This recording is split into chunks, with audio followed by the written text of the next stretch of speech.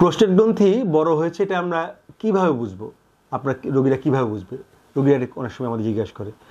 তো আমরা এক্ষেত্রে প্রথমে গুরুত্ব দিই তার বয়স কত। যদি 50 ঊর্ধ্ব পুরুষ হয় তার আমরা কিছু সিমটম খুঁজি, যাকে বলি আমরা লোয়ার ইউনিটারি সিমটমস। তার মধ্যে কিছু আছে, যেমন প্রস্রাব প্রবাহে বাধা যদি পড়ে সেক্ষেত্রে কি হয়, তার প্রস্রাব করতে কষ্ট, যাকে বলি আমরা হেসিটেন্সি।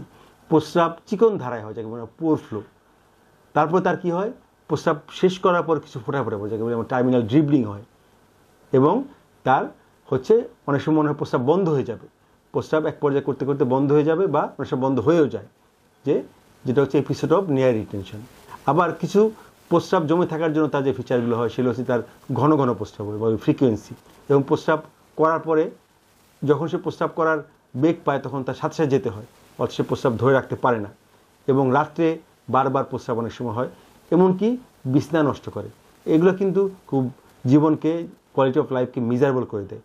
এই ফিচারের সাথে সাথে যদি ইউরিনারি ইনফেকশনের ফিচার থাকে, মূত্রথলিতে অনেক সময় দেখা যায় পাথর তৈরি হয়, সেটার জন্য ফিচার তৈরি হতে পারে।